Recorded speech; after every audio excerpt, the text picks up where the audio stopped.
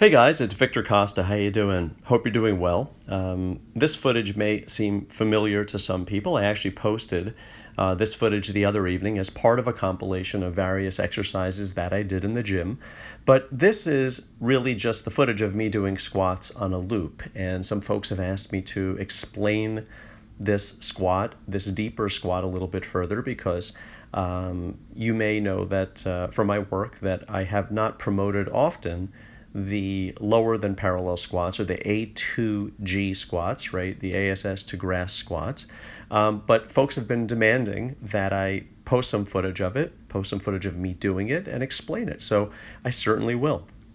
So here I am doing the deeper than parallel squats, and let me explain to you a little bit about how my body is postured and the right way to do this exercise. So of course the squat is a little bit more of an athletic movement, right? It involves a little bit more athleticism than a bench press. Your whole body is involved, right? There's a little bit more at stake here.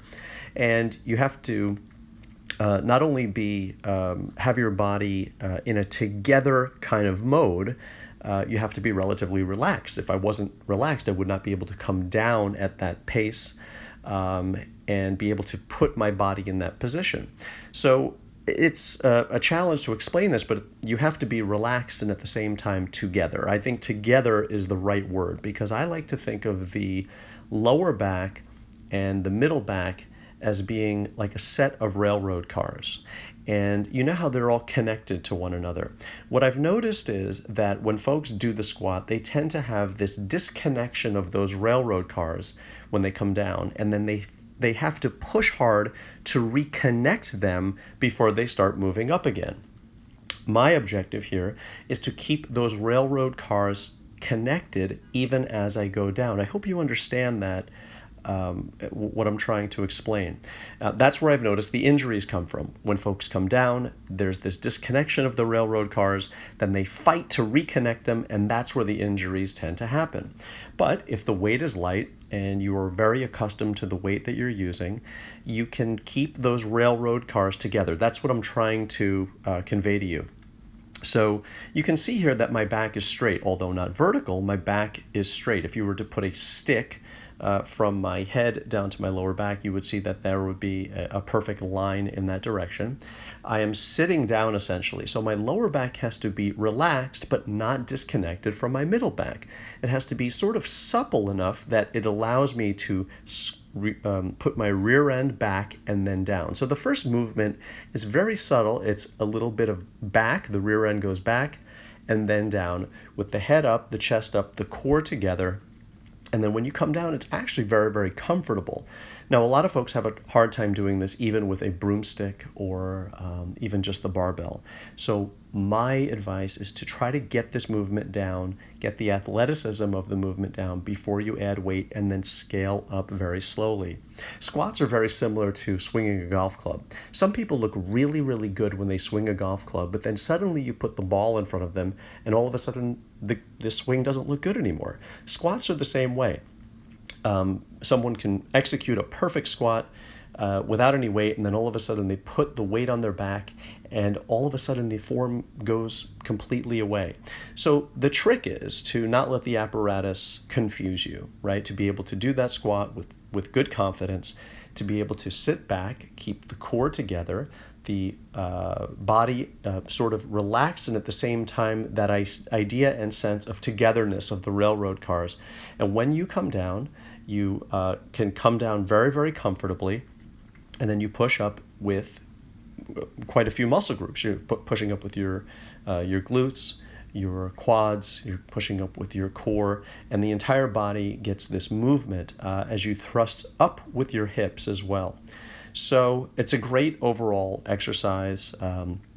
Again, I think the most valuable part of what I'm discussing here is the sense and the idea of those railroad cars not disconnecting. Use lighter weights so that you get the sense of what I mean. There shouldn't be any really pressure on the lower back. There shouldn't really be any pressure on the core. It's a really comfortable exercise if the weight is distributed properly and the form is executed properly.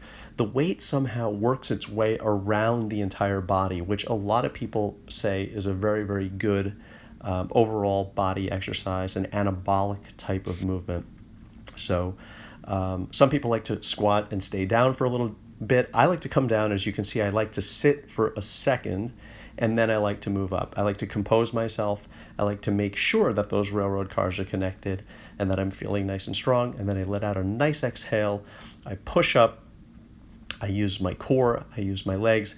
And like I said, not one area of the body gets specifically targeted or worked. It's an overall good movement, and you feel it everywhere. It's a great, like I said, anabolic movement. It's a good part of a bodybuilding routine. So who should do this?